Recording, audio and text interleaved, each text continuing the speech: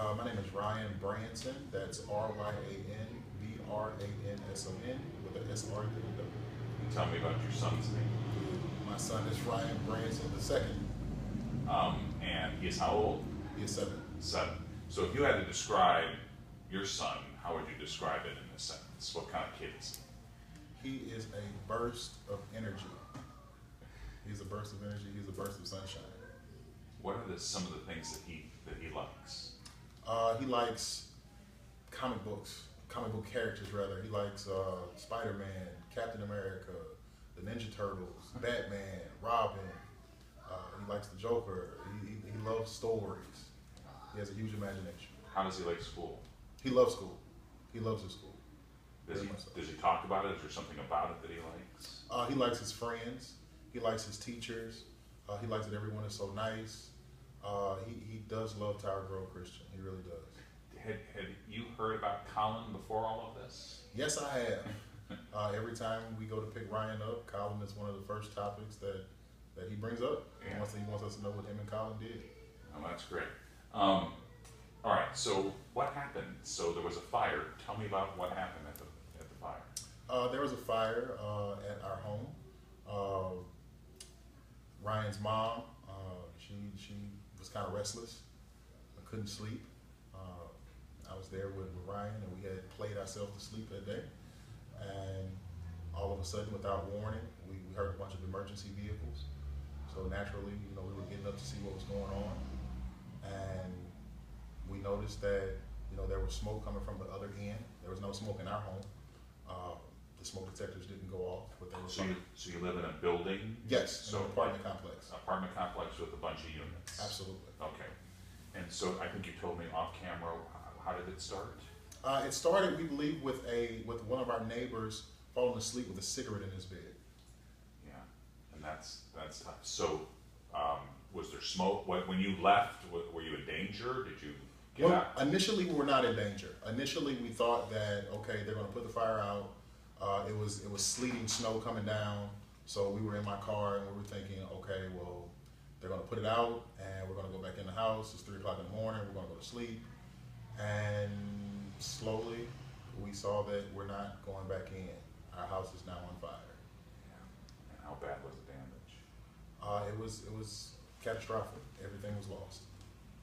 That's so tough. I mean, everything that you work for just goes literally up in flames. How as a family, how did you deal with that? As a family, the hardest part is losing the memories, the photo albums, the baby's first teddy bear, baby's first binky, his rattler, all of the stuff that come along with raising a child.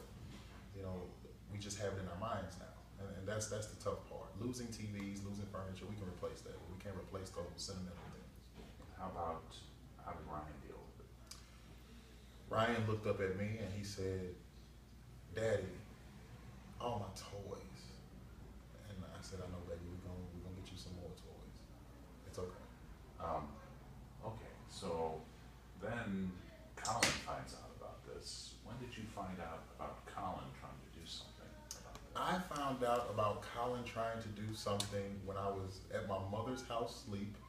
I got a message from his mom the night before that Colin had something really special for us. And that morning, she sent me a link to view the video, and I was half asleep, and I remember watching it, and I got through about the first minute of it, and I set up, I said, "What is going on?" And so I woke myself up to go back, and I watched it, and I'm sitting there, and I'm looking at it, and I run downstairs to show my mother, and she's looking, and she just starts crying. Oh, she starts crying. But we were very grateful, and I'm thinking to myself, this kid is amazing. Truly amazing. I did not know that he loved his friend that much. And really, that's what it is, because to do something like this. I mean, you think back on that now and think that a 7-year-old about to do this, what goes through your mind? That's kind of hard to conceive. For a 7-year-old to have that much forethought is amazing. Because when you think of 7-year-olds, you think, okay, they want to play, they want to eat, they want to watch TV, they love their friends, but never do you think that they could have that much forethought to see into the future to say, I want to do this and produce this result. It's quite amazing. It is quite amazing. When did it help? When? It helped tremendously. Tell me how. It helped tremendously. I was able to put the link on our GoFundMe page. We saw that, you know, as soon as it got on Facebook and as soon as people started viewing it on the GoFundMe page, you know, we started getting a bunch of phone calls. I started getting a bunch of phone calls from my fraternity brothers and my family members. And because people didn't realize, number one, that we were in that situation, Right. And they didn't realize how bad it was. And so Colin has become our official spokesperson. That's pretty good. Can you give us an idea how much money you've raised through this, and has it helped? So far, we've raised over a little $9,000. I mean, that's unbelievable, Absolutely. really. So not only did you get friends and your fraternity brothers and people who knew you, but what I understand, strangers even started. Absolutely. Tell me about that. Absolutely. People in general, especially those that do not know us, they have been extremely compassionate, extremely grateful. And one of the things that we realize is we're not the only people to ever have been in this situation. There have been people to stand with us and say, hey, I've been there, and you're going to make it through this. And that's very helpful. Yeah.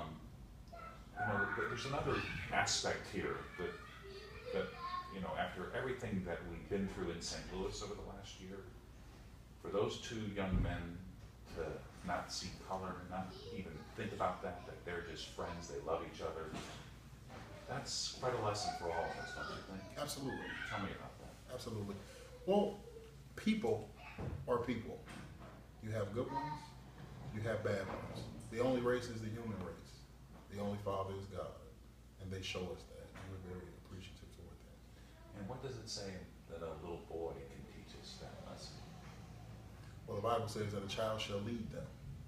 And I definitely think that this child, Colin, has definitely done that.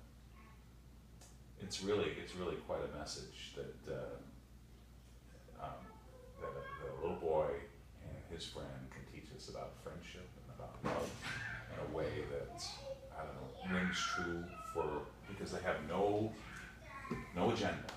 No agenda. It's beyond race, color, creed, national origin, sexual orientation. All they see is friendship and they see love. And that's definitely inspirational when we talk about the inclusive we, especially here in St. Louis. We've gone through a lot in St. Louis, but we can definitely learn from each other. And so you have no doubt you guys will be back on your feet and Ryan's going to be okay. He's going to be fine. He's going to be fine. He has parents that love him. He has a dedicated mother. He has a dedicated father. He has dedicated grandparents and his great-grandmother and his uncles and his aunts. And he has his friend. He's going to be just fine. And if you had a message for his friend, Colin, what would you say to him? If I had a message for his friend, I would say, as you grow up, do not lose what you have. And that is true love and true compassion for your fellow man. That will carry you a long way. That's great. Nice job.